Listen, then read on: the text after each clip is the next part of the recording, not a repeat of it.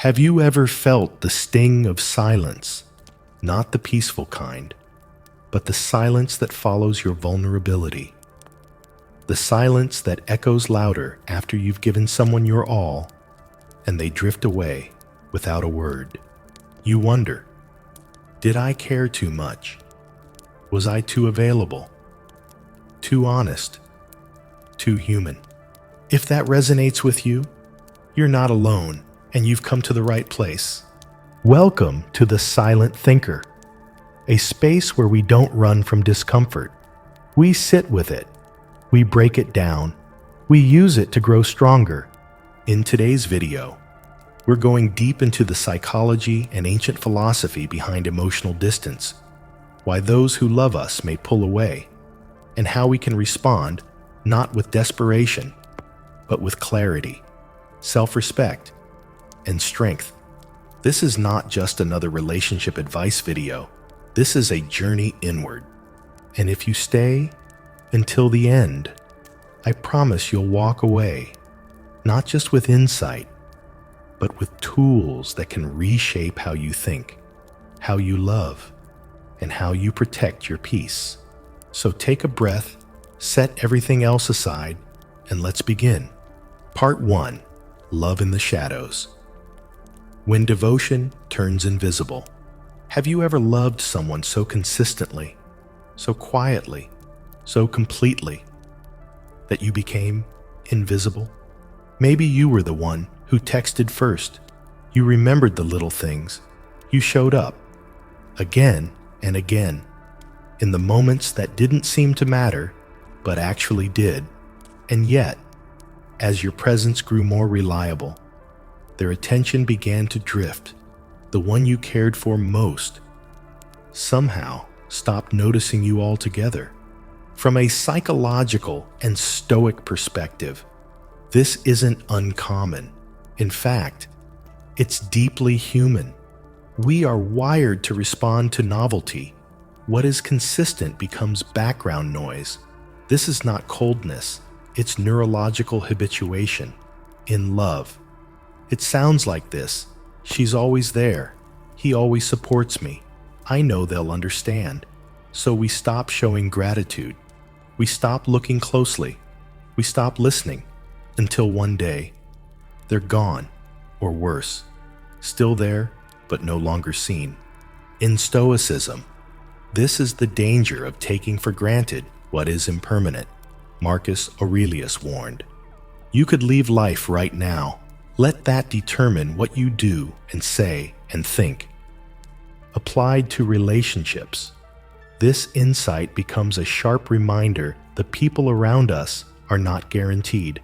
Their presence is not eternal, and our lack of awareness doesn't excuse our neglect. But here's the twist. Sometimes, you are the one being taken for granted. You give freely, out of love or loyalty, and in return, you become background noise. It hurts deeply, but don't mistake this for a moral failure, yours or theirs. It's a psychological pattern, not a reflection of your worth. I once spoke with a retired Navy veteran who spent 35 years loving his wife quietly, flowers every week, letters during deployments, breakfast ready every morning. After she passed, their daughter found a journal filled with unspoken thoughts, entries about how unseen he felt. "I wasn't trying to impress her," he wrote. "I just didn't want her to forget." He never stopped giving, but in the quiet, his devotion faded from visibility. So what do we do with this truth?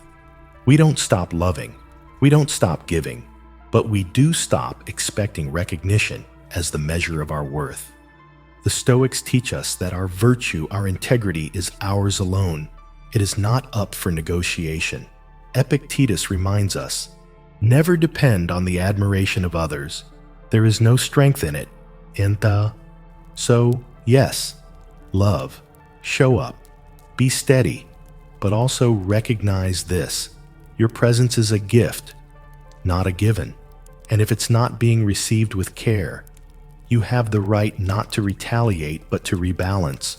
Sometimes, Stepping back is the only way someone remembers what your presence meant. Like a painting too close to the eye, you must create distance before they can truly see. In the next section, we'll explore what happens when this dynamic deepens, when consistency turns into emotional erosion, not by malice, but by familiarity, and how we, as Stoics in a chaotic world, can learn to love without disappearing. Part 2. When love wears thin, the erosion of emotional presence.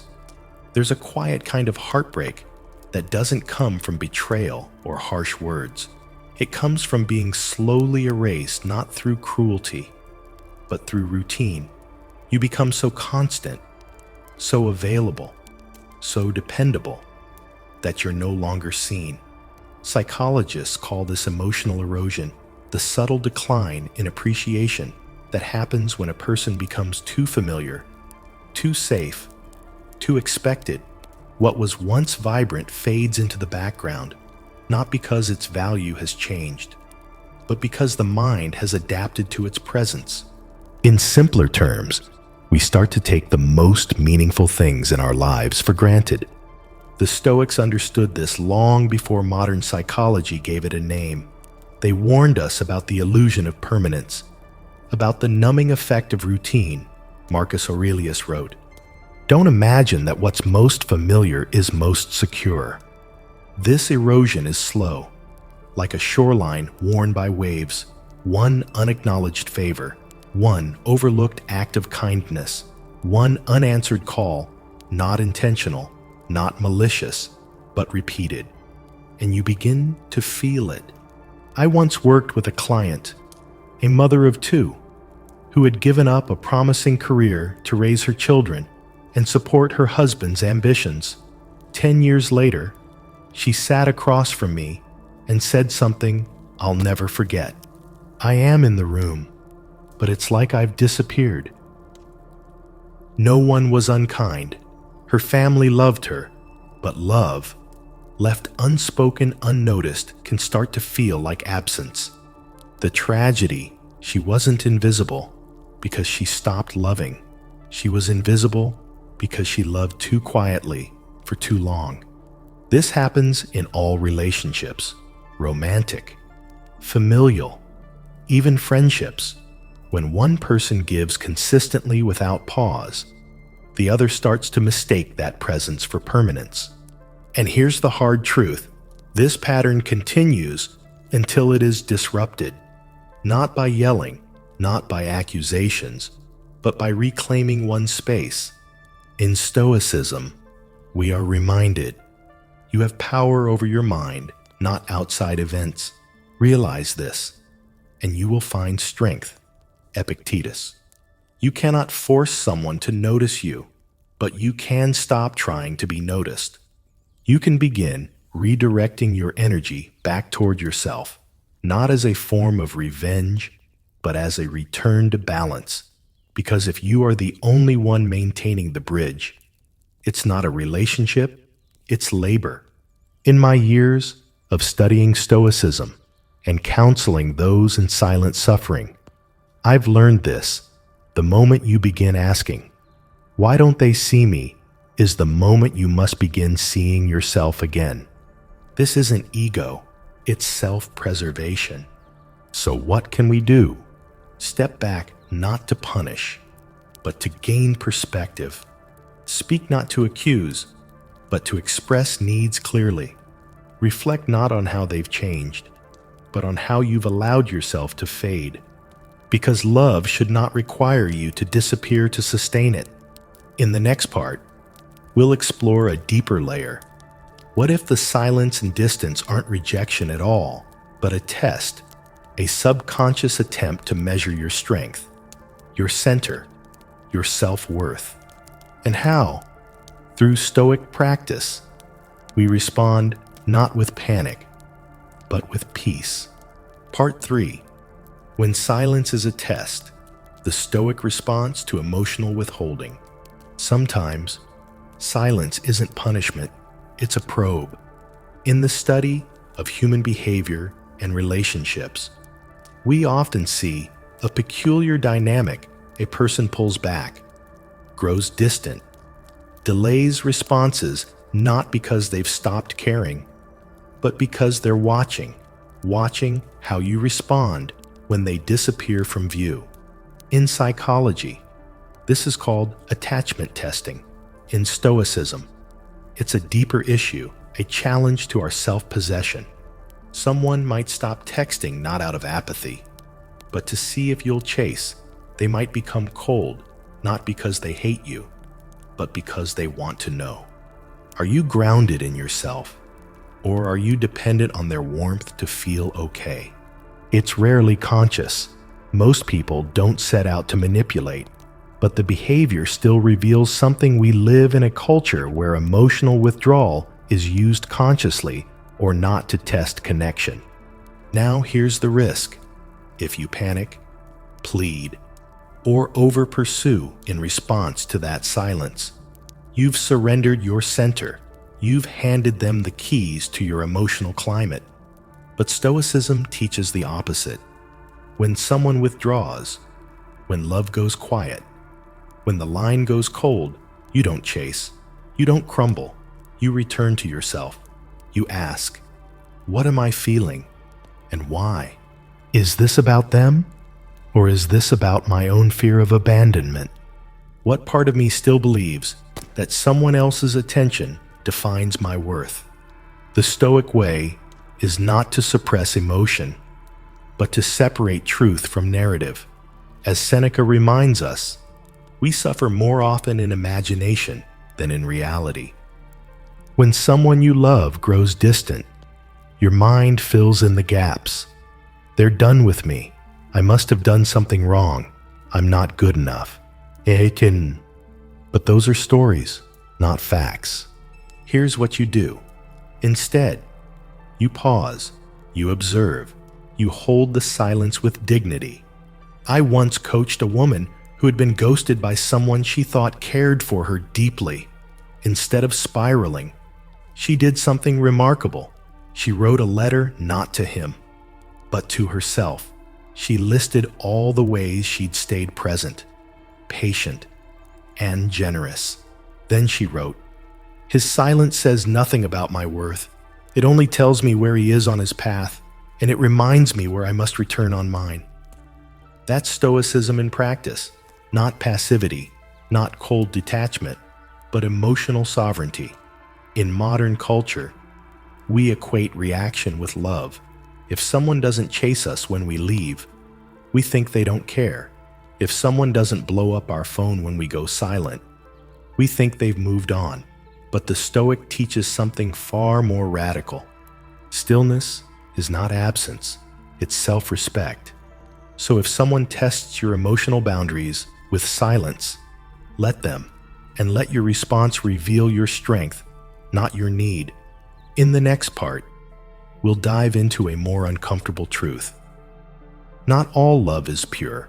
Some people love based on what you provide, not who you are.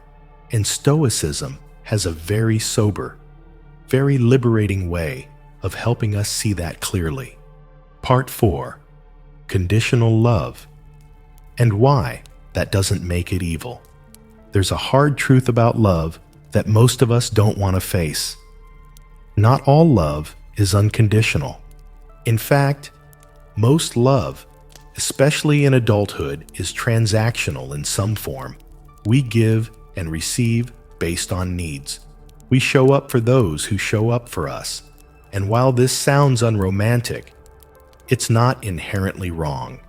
But problems arise when we confuse transactional love with deep emotional commitment, or worse, when we deny the transactional nature of a bond altogether.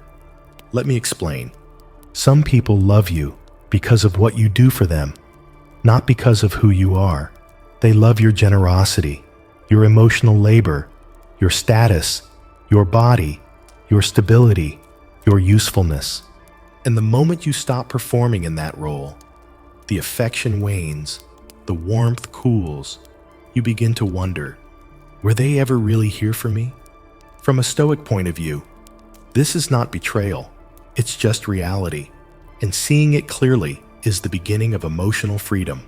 As Seneca wrote, "He who suffers before it is necessary suffers more than is necessary," meaning we cause ourselves pain by expecting what was never promised and denying what is plainly in front of us. One of my clients, a former high-performing executive, told me how after he burned out and left his position, his social circle vanished almost overnight. The invitations stopped, the compliments ceased, people didn't return his calls. He said, "I thought they cared about me. Turns out, they cared about who I was when I had influence." It was bitter, but it was also clarifying. He began to rebuild relationships based not on prestige, but mutual presence. And that's the Stoic gift: discernment. Not bitterness, not cynicism, but clear-eyed understanding of what kind of love is in front of you and what it can and cannot offer. So what do we do when we find ourselves in a relationship built on conditional love? We don't rage, we don't beg, we rebalance. We ask, am I being loved or being used? Am I giving because I want to or because I fear being left? If I stopped giving today, who would still stay? The Stoics would urge you not to cling to illusions. Epictetus reminds us, if someone leaves, let them go. You were not the one holding them. They were held by your illusion. That doesn't mean we abandon people who depend on us. It means we stop feeding relationships that only survive through our overextension. Conditional love is not evil, but it's limited, and when you expect it to be unlimited, you set yourself up for resentment. Here's the key: don't demand unconditional love from people who are only capable of giving conditionally. Instead, turn your attention toward people who love your presence, not just your utility. And most importantly, toward the one person who can learn to love you without condition yourself. Which brings us to the final and most powerful part of this series: the kind of love that Stoicism regards as the root of all inner peace, self-love, not vanity, not self-obsession, but a quiet, grounded reverence for your own being, regardless of who stays or leaves. Part 5. The greatest love is the one you give yourself. Let's be honest. Self-love is a term that's been watered down by pop culture. It often conjures images of bubble baths, mirror affirmations, or #heavy mantras. But in the philosophy of Stoicism, self-love is not indulgence. It is discipline. It is clarity. It is power. When the world grows silent, when others pull away, when validation dries up, what do you stand on? If the answer is nothing, then you have built your identity on sand. But if the answer is your own character, then you are rooted. The Stoics teach us that the only thing truly within our control is our own mind. Epictetus framed it like this: you are not your body. You are not your possessions. You are not even your relationships. You are your choices. And one of the most important choices you can make is this: to love yourself, not because others do, but because you are a rational, moral being worthy of respect, especially from yourself. Let me tell you a story. Years ago, I counseled a man in his late 60s. He had gone through a brutal divorce. He lost friends in the process. He was isolated, hollowed out, angry. He asked me, how do I feel whole again when everything I built my life around is gone? And I said, you start by building a life that doesn't require anyone else to make it meaningful.